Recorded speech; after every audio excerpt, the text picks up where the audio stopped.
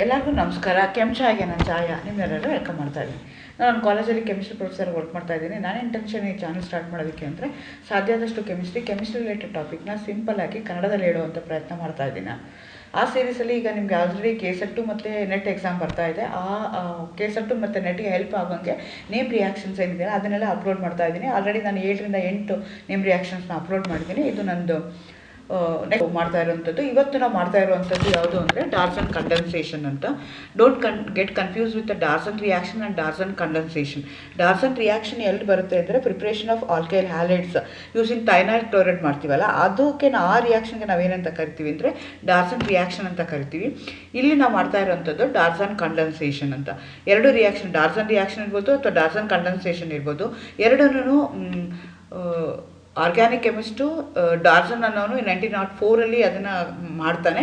ಅವನ ಹೆಸರಿಂದ ನಾವು ಆ ರಿಯಾಕ್ಷನ್ನ ನೆನ್ಪಿಟ್ಕೊಳ್ತಾ ಹೋಗ್ತೀವಿ. ಈ ಕಂಡೆನ್ಸೇಷನ್ ರಿಯಾಕ್ಷನಲ್ಲಿ ಏನಾಗುತ್ತೆ ಅಂದರೆ ಆಲ್ಡಿಹೈಡ್ಸು ಅಥವಾ ketones will react with alpha halo ester ಜೊತೆಗೆ ರಿಯಾಕ್ಟ್ ಆಗುತ್ತೆ in presence of a base to form alpha beta hydroxy ಅಥವಾ ಎಪಾಕ್ಸಿ ಎಸ್ಟರ್ಸ್ ಇದೆಯಲ್ಲ, which we are going to call it as a glycosidic esters ಅಂತ ಕರಿತೀವಲ್ಲ, ಆ ಥರ ester formation ಆಗುತ್ತಲ್ಲ, ಆ ಥರ ರಿಯಾಕ್ಷನ್ಗೆ ನಾವೇನಂತ ಕರಿತೀವಿ ಡಾರ್ಸನ್ ಕಂಡೆನ್ಸೇಷನ್ ಅಂತ ಹೇಳ್ತೀವಿ. ಏನೇನು ಇರಬೇಕು ನಮಗೆ? ಆಲ್ಫಾ ಹ್ಯಾಲೋ ಎಸ್ಟರ್ಸ್ ಇರಬೇಕು. ಆಲ್ಫಾ ಹ್ಯಾಲೋ ಎಸ್ಟರ್ಸ್ ಅಂದರೆ ನಿಮ್ಮ ಕಾಂಪೌಂಡಲ್ಲಿ ಹ್ಯಾಲೋಜನ್ ಇರಬೇಕು. ಹ್ಯಾಲೋಜನ್ ಇಲ್ಲ ಅಂದರೆ ಹ್ಯಾಲೋಜನ್ ಸಬ್ಸ್ಟಿಟ್ಯೂಯೆಂಟ್ ಇರ್ಬೋದು. ಸೊ ಅದು ಇರಬೇಕಾಗತ್ತೆ. ನಿಮಗೆ ಹ್ಯಾಲೋಜನ್ ಇರಬೇಕಾಗತ್ತೆ. ಕೆಲವು ಸಲ ಹ್ಯಾಲೋಜನ್ ಬಿಟ್ಟು ಬೇರೆ ಗುಡ್ ಲಿವಿಂಗ್ ಗ್ರೂಪ್ ಇದ್ದರೆ that also can be consider as Darzens condensation ಅಂತ. ಹ್ಯಾಲೋ ಎಸ್ಟರ್ ಅಂತಂದರೆ ಎಸ್ಟರ್ ಪಕ್ಕದಲ್ಲಿ ಎಸ್ಟರ್ ಗ್ರೂಪ್ ಇದೆ. ಎಸ್ಟರ್ COO ಗ್ರೂಪ್ ಇದ್ದರೆ ಎಸ್ಟರ್ ಅಂತ ಕರಿತೀವಿ. COOR ಇರುತ್ತೆ. ಆ COOR ಪಕ್ಕದಲ್ಲಿರುವಂಥ ಫಸ್ಟ್ ಕಾರ್ಬನ್ ಆಟಮ್ ಇರುತ್ತಲ್ಲ, ಅದರಲ್ಲಿ ಏನಾದರೂ ಹೈಡ್ರೋಜನ್ ಇದ್ದರೆ ಅಥವಾ ಅದರಲ್ಲಿ ಏನಾದರೂ ಹ್ಯಾಲೋಜನ್ ಇದ್ದರೆ ಅಂಥ ಕಾಂಪೌಂಡ್ಸ್ನ ನಾವೇನಂತ ಕರಿತೀವಿ? ಆಲ್ಫಾ ಹ್ಯಾಲೋ ಎಸ್ಟರ್ಸ್ ಅಂತ ಕರಿತೀವಿ. ಸೊ ಆಲ್ಫಾ ಹ್ಯಾಲೋ ಎಸ್ಟರ್ಸು ಆಲ್ಡಿಹೈಡ್ ಜೊತೆಗೆ ರಿಯಾಕ್ಟ್ ಆಗುತ್ತೆ in presence of a base. ಆವಾಗ ನಮಗೆ alpha beta epoxy esters formation ಆಗ್ತಾ ಇದ್ದರೆ ಅಂಥದಕ್ಕೆ ನಾವೇನಂತ ಕರಿತೀವಿ? ಡಾರ್ಸನೈಸೇಷನ್ ಅಂತ ಕರಿತೀವಿ. ಸೊ ಇಲ್ಲೇನು ತೊಗೊಳ್ತಾ ಇದ್ದೀವಿ ಅಂದರೆ ಕಾರ್ಬನೈಲ್ ಕಾಂಪೌಂಡ್ ಅಂದರೆ ಓನ್ಲಿ ಆಲ್ಡಿಹೈಡ್ಸ್ ಕೀಟೋನ್ಸ್ ಮಾತ್ರ ಆಗುತ್ತೆ, ಬೇರೆ ಯಾವುದೂ ಆಗೋದಿಲ್ಲ. ಸೊ ಆಲ್ಡಿಹೈಡ್ಸ್ ಆ್ಯಂಡ್ ಕೀಟೋನ್ಸ್ನ ತೊಗೊಂಡು when they made to react with alpha halo acid ಜೊತೆ ಆಲ್ಫಾ ಹ್ಯಾಲೋ ಎಸ್ಟರ್ ಜೊತೆಗಿರ್ಬೋದು ಅಥವಾ ಹ್ಯಾಲೋ ಕಾಂಪೌಂಡ್ ಜೊತೆಗೆ ರಿಯಾಕ್ಟ್ ಆದಾಗ ಅದಕ್ಕೆ ಆಲ್ಫಾ ಹ್ಯಾಲೋಗೆ ಹೈಲಿ ಎಲೆಕ್ಟ್ರಾನ್ ವಿಡ್ರಾಯಿಂಗ್ ಗ್ರೂಪ್ ಏನಾದರೂ ಇದ್ದಾಗ, ಫಾರ್ ಎಕ್ಸಾಂಪಲ್ COOR ಗ್ರೂಪ್ ಇರ್ಬೋದು, ಅದೇ ಎಸ್ಟರ್ ಗ್ರೂಪ್ ಇರ್ಬೋದು, ಅಥವಾ CN ಗ್ರೂಪ್ ಇರ್ಬೋದು, SO2R ಗ್ರೂಪ್ ಇರ್ಬೋದು, ಅಥವಾ CONR2 ಗ್ರೂಪ್ ಇರ್ಬೋದು. ಇದನ್ನೆಲ್ಲ ಏನಂತ ಕರಿತೀವಿ ನಾವು? ಎಲೆಕ್ಟ್ರಾನ್ ವಿಡ್ರಾಯಿಂಗ್ ಗ್ರೂಪ್ ಅಂತ ಕರಿತೀವಿ. ಎಲೆಕ್ಟ್ರಾನ್ ವಿಡ್ರಾಯಿಂಗ್ ಗ್ರೂಪ್ಗೆ ಪಕ್ಕದಲ್ಲಿರುವಂಥ ಕಾರ್ಬನ್ಗೆ ಏನಾದರೂ ಹ್ಯಾಲೋಜನ್ ಇತ್ತು ಅಂತಂದರೆ ಅಂಥ ಕಾಂಪೌಂಡ್ಗೆ ಆಲ್ಫಾ ಹ್ಯಾಲೋ ಕಾರ್ಬನೇಟೆಡ್ ಕಾಂಪೌಂಡ್ಸ್ ಅಂತ ಕರಿತೀವಿ. ಅದು ಆ್ಯಸಿಡ್ ಆಗಿರ್ಬೋದು, CN ಆಗಿರ್ಬೋದು, SO2R ಆಗಿರ್ಬೋದು, CONO2 ಆಗಿರ್ಬೋದು. ಇದನ್ನೆಲ್ಲ ಎಲೆಕ್ಟ್ರಾನ್ ವಿಡ್ರಾಯಿಂಗ್ ಗ್ರೂಪ್ ಇರುತ್ತೆ. ಅದು ಏನಾದರೂ ಅಟ್ಯಾಚ್ ಆಗಿತ್ತು ಅಂದಾಗ when they it made to react with an aldehydes or a ketone in presence of a base, ಆವಾಗ ನನಗೆ ಎಪಾಕ್ಸಿ ಎಸ್ಟರ್ಸ್ ಏನಾದರೂ ಫಾರ್ಮೇಷನ್ ಆಗ್ತಾ ಇದ್ದರೆ, alpha beta epoxy esters formation ಆಗ್ತಾ ಇದ್ದರೆ ಅಂಥ ಕಾಂಪೌಂಡ್ಸ್ಗೆ ಅಥವಾ ಅಂಥ ರಿಯಾಕ್ಷನ್ಸ್ಗೆ ನಾವೇನಂತ ಕರಿತೀವಿ? ಡಾರ್ಸನ್ ಕಂಡೆನ್ಸೇಷನ್ ಅಂತ ಕರಿತೀವಿ. ಆಲ್ಫಾ ಬೀಟಾ ಅಂದ್ರೇನು? ಎರಡು ಪಕ್ಕದಲ್ಲಿರುವಂಥ ಕಾರ್ಬನ್ಗಳು, ಎಸ್ಟರ್ ಪಕ್ಕದಲ್ಲಿರುವಂಥ ಎರಡು ಕಾರ್ಬನ್ಗಳಲ್ಲಿ ಎಸ್ಟರ್ ಫಾರ್ಮೇಷನ್ ಆಗ್ತಾ ಇದ್ದರೆ, ಎಪಾಕ್ಸಿ ಎಸ್ಟರ್ ಫಾರ್ಮೇಷನ್ ಆಗ್ತಾ ಇದ್ದರೆ ಅಂಥ ಕಾಂಪೌಂಡ್ಗೆ ನಾವೇನಂತ ಕರಿತೀವಿ? Alpha beta epoxy ester. Confuse ಮಾಡ್ಕೊಬಿಡಿ. ಎಸ್ಟರ್ಗೆ ಪಕ್ಕದಲ್ಲಿರುವಂಥ 2 ಕಾರ್ಬನ್ ಆಟಮ್ ಆಲ್ಫಾ ಮತ್ತು ಬೀಟಾ ಅಂತ ಕರಿತೀವಿ. ಅವೇನಾದರೂ ಎಪಾಕ್ಸಿ ಗ್ರೂಪ್ ಇತ್ತು ಅಂತಂದರೆ ಆವಾಗ ಅಂಥ ಕಾಂಪೌಂಡ್ಸ್ಗೆ ನಾವೇಂತ ಕರಿತೀವಿ? ಆಲ್ಫಾ ಬೀಟಾ ಎಪಾಕ್ಸಿ ಎಸ್ಟರ್ಸ್ ಅಂತ ಕರಿತೀವಿ. ಸೊ ಹೇಗೇನು ಇಲ್ಲಿ ಎಕ್ಸ್ ಅಂದರೆ ಏನಾಗಿರಬೇಕು? ವೆರಿ ಗುಡ್ ಲಿವಿಂಗ್ ಗ್ರೂಪ್ ಆಗಿರುತ್ತೆ. ಕ್ಲೋರೈಡ್ ಆಗಿರ್ಬೋದು, ಬ್ರೋಮೈಡ್ ಆಗಿರ್ಬೋದು, ಹ್ಯಾಲೋಜನ್ನೇ ಆಗಬೇಕು ಅಂತಲ್ಲ, OTS ಬೇಕಾದ್ರೂ ಆಗಿರ್ಬೋದು. ಅದೇ ಥರ ನಾನೇನು ಹೇಳಿದೆ, ಕಾರ್ಬನೈಲ್ ಕಾಂಪೌಂಡ್ಸ್ ಅಂತಂದರೆ ಕಾರ್ಬನೈಲ್ ಕಾಂಪೌಂಡ್ಸಲ್ಲಿ ನೈಟ್ರೋಜನ್ ಡೆರಿವೇಟಿವ್ ಏನಾದರೂ C++ ಆಗಿದ್ರೂ ಸೇಮ್ ಟೈಪ್ ಆಫ್ ರಿಯಾಕ್ಷನ್ಸು ನಿಮಗೆ ಪ್ರೋಟಾನ್ ಬೇಸ್ ಏನಿರುತ್ತಲ್ಲ, ಬೇಸ್ ಏನು ಮಾಡುತ್ತೆ? ಪ್ರೋಟಾನ್ನ ಅಬ್ಸ್ಟ್ರಾಕ್ಟ್ ಮಾಡ್ಕೊಳ್ಳುತ್ತೆ, ಪ್ರೋಟಾನ್ನ ಕಿತ್ಕೊಳ್ಳುತ್ತೆ. ಆವಾಗ ಏನಾಯ್ತಲ್ಲಿ ನೆಗೆಟಿವ್ ಚಾರ್ಜ್ ಬರುತ್ತೆ. ಆ ನೆಗೆಟಿವ್ಲಿ ಚಾರ್ಜ್ ಬಂದಿರೋದು it going to attack the carbonyl carbon. ನಿಮಗೆ ಗೊತ್ತು, ಕಾರ್ಬನೈಲ್ C++ನಲ್ಲಿ there will be slightly positive charge on the oxygen, there will be slightly negative charge on the oxygen, positive charge ಅಂದು carbon ಇರುತ್ತೆ. So ಅದೇನು ಮಾಡುತ್ತೆ? ಈ negatively charge ಇರುವಂಥದ್ದು partially positive charge ಆಗಿರುವಂಥ ಕಾರ್ಬನ್ ಮೇಲೆ ಅಟ್ಯಾಕ್ ಮಾಡಿ O- ನಿಮಗೆ ಬರ್ತಾ ಹೋಗುತ್ತೆ. ನೆಕ್ಸ್ಟ್ ಸ್ಟೆಪ್ಪಲ್ಲಿ ಏನಾಗುತ್ತೆ ಅಂದರೆ X- ಏನಾಗುತ್ತೆ? ಎಲಿಮಿನೇಟ್ ಆಗುತ್ತೆ. ನೆಕ್ಸ್ಟ್ O- ಏನು ಮಾಡುತ್ತೆ? ತನ್ನ ಎಲೆಕ್ಟ್ರಾನ್ನ ಕೊಡುತ್ತೆ. ಅವಾಗ ಏನಾಗುತ್ತೆ? ಹೊರಗಡೆ ಹೋಗುತ್ತೆ.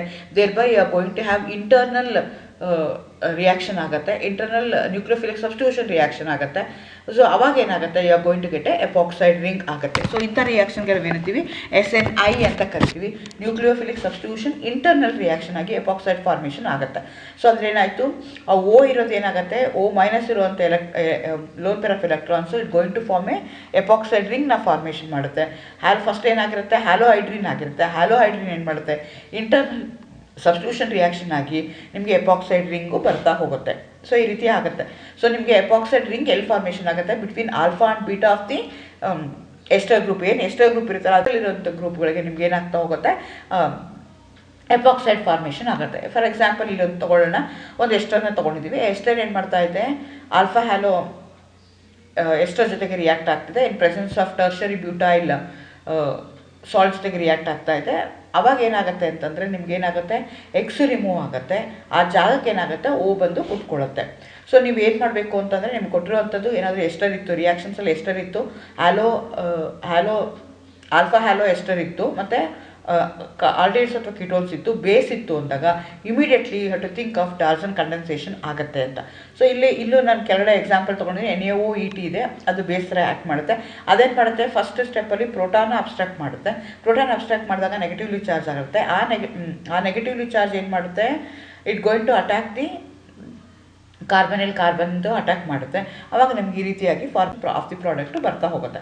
ಸೊ ಇಲ್ಲಿ ನಮ್ಗೆ ಇಂಪಾರ್ಟೆಂಟ್ ಏನು ಅಂದರೆ, ನಮ್ಮ ಬೇಸ್ ಏನಿರ್ತಾನೆ ಅದು ತುಂಬ ಸ್ಟ್ರಾಂಗ್ ಆಗಿರಬೇಕು. ಅವಾಗ ಏನು ಮಾಡುತ್ತೆ ಅಂದರೆ, ಪ್ರೋಟಾನ ಅಬ್ಸ್ಟ್ರಾಕ್ಟ್ ಮಾಡೋಕ್ಕೆ ಈಸಿ ಆಗುತ್ತೆ. ಒಂದು ಎರಡನೇ, ನಮ್ದು ಹೈಡ್ರೋಜನ್ ಏನಾಗಿರಬೇಕು ಅಂದರೆ ಇನಲೈಸಬಲ್ ಹೈಡ್ರೋಜನ್ ಇರಬೇಕು. ಯಾಕೆಂದರೆ ನಿಮ್ಮ ಕಾಂಪೌಂಡಲ್ಲಿ 2 ಹೈಡ್ರೋಜನ್ ಇದ್ದರೆ ಅದು ಯಾವುದು ಅಬ್ಸ್ಟ್ರಾಕ್ಟ್ ಮಾಡುತ್ತೆ ಅಂತಂದರೆ, ಯಾವುದು ನನಗೆ ಸ್ಟ್ರಾಂಗ್ ಬೇಸ್ ಇರಬೇಕು, ಒಂದು. 2 ಇನಲೈಸಬಲ್ ಪ್ರೋಟಾನ್ ಇದ್ದರೆ ಅವಾಗ ಅದು ನನಗೆ ಈಸಿಯಾಗಿ ಡಾಲ್ಟನ್ ಕಂಡೆನ್ಸೇಷನು ಆಗ್ತಾ ಹೋಗುತ್ತೆ. ಇಲ್ಲ ನಾನು ಸೈಕ್ಲೋಪೆಂಟನೋನ್ ತೊಗೊಂಡಿದ್ದೀನಿ, ಅದ್ರ ಜೊತೆಗೆ ಆಲ್ಫಾ ಬ್ರೋಮೋ ಎಸ್ಟರ್ನ ತೊಗೊಳ್ತಾ ಇದ್ದೀನಿ. ಸೊ ಇಲ್ಲಿ ನಾವು LDA ಅಥವಾ THF ಅಥವಾ XN ಯಾವುದಾದ್ರು ಸ್ಟ್ರಾಂಗ್ ಬೇಸ್ನ ಯೂಸ್ ಮಾಡ್ತಾ ಇದ್ದೀವಿ.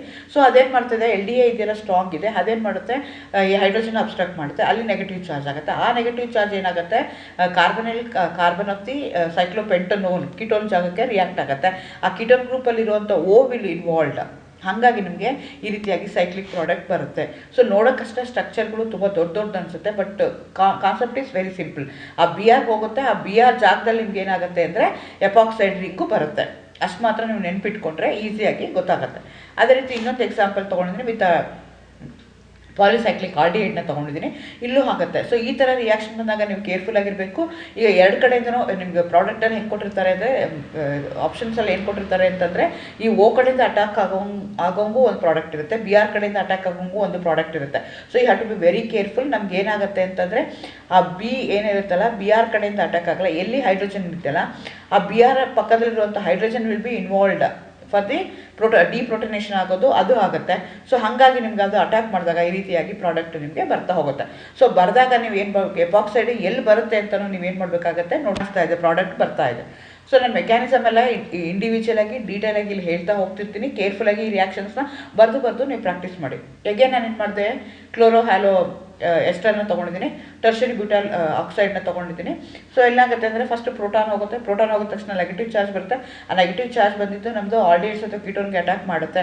ಅಟ್ಯಾಕ್ ಮಾಡಿದಾಗ O- ಆಗುತ್ತೆ. ನೆಕ್ಸ್ಟ್ ಸ್ಟೆಪ್ಪಲ್ಲಿ ಏನಾಗುತ್ತೆ, Cl- ಹೊರಗಡೆ ಹೋಗ್ಬಿಟ್ಟು ನಿಮಗೆ ಸೈಕ್ಲಿಕ್ ಎಪಾಕ್ಸೈಡ್ ಸ್ಟ್ರಕ್ಚರ್ಸು ಬರ್ತಾ ಹೋಗುತ್ತೆ. ಇಲ್ಲಿ ಸ್ಟ್ರಾಂಗ್ ಬೇಸ್ ಇಂಪಾರ್ಟೆಂಟ್. ಇಲ್ಲಿ ಅದೇ ಥರ LH MDSನ ಯೂಸ್ ಮಾಡಿದ್ದೀವಿ. ಅವಾಗ ಇಲ್ಲಿ ಏನಾಗ್ತಾ ಇದೆ, ಈ ಥರ ಪ್ರಾಡಕ್ಟ್ ನಿಮಗೆ ಬರ್ತಾ ಇದೆ. ನೋಡ್ಕೋಬೇಕಾಗತ್ತೆ ಹೇಗಾಗುತ್ತೆ ಹೀಗೆ ಅಂತ. ಮೆಜಾರಿಟಿ ಆಫ್ ದಿ ಟೈಮ್ಸ್ ಏನಾಗುತ್ತೆ ಅಂದರೆ, ಸ್ಟೀರಿಯೋ ಕೆಮಿಸ್ಟ್ರಿ ಇದು SN1 ಆಗ್ತಾ ಇರೋದ್ರಿಂದ ಸೊ ನಿಮ್ಗೆ ಏನಾಗುತ್ತೆ ಅಂದರೆ, ಬೋತ್ ಸಿಸ್ ಆ್ಯಂಡ್ ಟ್ರಾನ್ಸ್ ಇರೋವಂಥ ಚಾನ್ಸಸ್ ಇರುತ್ತೆ. ಸೊ ನೀವು ಕೇರ್ಫುಲ್ಲಾಗಿ ಅದನ್ನು ನೋಡ್ಕೋಬೇಕಾಗತ್ತೆ. ಅಗೇನ್ ನಿಮಗೆ KSET ಅಥವಾ ನೆಟ್ ಎಕ್ಸಾಮ್ನ ತೊಗೊಂಡ್ರೆ ಒಂದೇ ಟೈಪ್ ರಿಯಾಕ್ಷನ್ ಕೊಟ್ಟಿರಲ್ಲ, 2-3 ಪ್ರಾಡಕ್ಟ್ನ ಕೊಟ್ಟಿರ್ತಾರೆ. ಇಲ್ಲಿ ಫಸ್ಟ್ ಆಫ್ ಏನು ಮಾಡ್ತಾರೆ, ಆಲ್ಡಿಹೈಡ್ ಜೊತೆಗೆ ಬೇಸು ಮತ್ತು ಆಲ್ಫಾ ಹ್ಯಾಲೋ ಕಾಂಪೌಂಡ್ಸ್, ಎಲೆಕ್ಟ್ರೋನೆಗೆಟಿವ್ ಕಾಂಪೌಂಡ್ಸ್ನ ತೊಗೊಂಡಿದ್ದೀವಿ. ಅವಾಗ ಏನಾಗ್ತದೆ, ಡಾಲ್ಟನ್ ರಿಯಾಕ್ಷನ್ ಆಯಿತು, ಅದು ಅಲ್ಲಿಗೆ ಬಿಡಲ್ಲ. ಅದಾದಮೇಲೆ ಅದಕ್ಕೆ NaOH ಪ್ಲಸ್ HCl ಅಂತ ಕೊಟ್ಟಿರ್ತಾರೆ. ಸೊ NaOH ಜೊತೆ ಮಾಡಿದಾಗಷ್ಟೇ ಆಗ್ತಾ ಎಷ್ಟರ ಇದ್ದಿದ್ದು ಏನಾಗುತ್ತೆ, ಆಸಿಡ್ ಹೈಡ್ರಾಲಿಸಿಸ್ ಆಗಿಬಿಟ್ಟು ಆಲ್ಕಲಿ ಹೈಡ್ರಾಲಿಸಿಸ್ ಆಗಿಬಿಟ್ಟು ನಿಮಗೆ ಆ್ಯಸಿಡ್ ಆಗಿ ಕನ್ವರ್ಟ್ ಆಗುತ್ತೆ. ನೆಕ್ಸ್ಟ್ HCl ಹಾಕಿದಾಗ ಏನಾಗುತ್ತೆ ಅಂದರೆ, ಅದು ಕೀಟೋನ್ ಆಗಿ ನಿಮಗೆ ಕನ್ವರ್ಟ್ ಆಗುತ್ತೆ. ಸೊ ಅದೇ ರೀತಿ ಈಗ ಇನ್ನೊಂದಿಲ್ಲಿ ಎಪಾಕ್ಸೈಡ್ನ ತೊಗೊಂಡಿದ್ದೀವಿ. ಎಪಾಕ್ಸೈಡ್ ಏನಾಗ್ತದೆ, NaOH HCl ಜೊತೆಗೆ ರಿಯಾಕ್ಟ್ ಆಗಿದಾಗ ಏನೋ ಒಂದು ಪ್ರಾಡಕ್ಟ್ ಬಂತು. ಅದಾದಮೇಲೆ ನೆಕ್ಸ್ಟ್ ಏನು ಮಾಡ್ತಾ ಇದ್ದಾರೆ ಅಂತಂದರೆ, ಡಿಕಾರ್ಬಾಕ್ಸಿಲೇಷನ್ ಮಾಡಿ ಪ್ರಾಡಕ್ಟ್ ಯಾವ್ದು ಬರುತ್ತೆ ಅಂತ ನಿಮಗೆ ಕೇಳ್ತಾ ಇದ್ದಾರೆ. ಸೊ ನೀವು ಕೇರ್ಫುಲ್ಲಾಗಿ ನೋಡಬೇಕಾಗತ್ತೆ ಏನಾಗುತ್ತೆ ಅಂತ. ಇಲ್ಲಿ ಎಗೇನ್ ಲಾಸ್ಟ್ ಸ್ಟೆಪ್ಪಲ್ಲಿ ಏನಾಗ್ತಿದೆ, ಇನಲೈಸಬಲ್ ಆಗ್ತಾ ಇದೆ. ಸೊ ನಿಮಗೆ KSET-ಅಲ್ಲಿ ಒಂದೇ ಥರದ್ದು ಈಕ್ವೇಷನ್ ಕೊಡಲ್ಲ, 2-3 ಕಂಬೈನ್ ಮಾಡಿ ಕೊಟ್ಟಿರ್ತಾರೆ. ಸೊ ಫಸ್ಟು ಸ್ಟೆಪ್ಪಲ್ಲಿ ಏನಾಗುತ್ತೋ ಡಾಲ್ಟನ್ ರಿಯಾಕ್ಷನ್, ಆಮೇಲೆ ಹೈಡ್ರಾಲಿಸಿಸ್ ಆಯಿತು, ಆಮೇಲೆ ಏನಾಯಿತು ಪ್ರೋಟನೇಷನ್ ಆಯಿತು, ಕರೆಸ್ಪಾಂಡಿಂಗ್ ನಿಮಗೆ ಕೀಟೋನ್ಸ್ ಬಂದಿರುತ್ತೆ. ಅದಕ್ಕೆ ಮತ್ತೆ ಡಿಕಾರ್ಬಾಕ್ಸಿಲೇಷನ್ ಮಾಡಿದಾಗ ಏನಾಗುತ್ತೆ, ಆಲ್ಕೋಹಾಲ್ ಬರುತ್ತೆ. ಅದು ಮತ್ತೆ ನಿಮ್ಗೆ ಏನಾಗುತ್ತೆ, ಅಲ್ಲಿ ಇನಲೈಸಬಲ್ ಆಗಿಬಿಟ್ಟು ನಿಮಗೆ ಎನಾನ್ಸಮರಿಸಮ್ ಆಗಿ ಅಥವಾ ಐಸೋಮರಿಸಮ್ ಆಗಿ ನಿಮಗೆ ಆಲ್ಡಿಹೈಡು ಫಾರ್ಮೇಷನ್ ಆಗುತ್ತೆ. ಸೊ ಪ್ರಾಡಕ್ಟಲ್ಲಿ ಏನಿದೆ ಅಂತ ಕರೆಕ್ಟಾಗಿ ನೋಡ್ಕೋಬೇಕಾಗತ್ತೆ. All the best. ಇದೇ ರೀತಿಯಾಗಿ ನೀವೇನು ಮಾಡಬೇಕಾಗತ್ತೆ, ನೋಡಿಕೊಂಡು ಯಾವ ಥರ ಇದೆ ಅಂತ ನೀವು ಎಕ್ಸಾಮಲ್ಲಿ ಕನ್ಸಿಡರ್ ಮಾಡ್ಕೋಬೇಕಾಗತ್ತೆ. Thank you. All the best.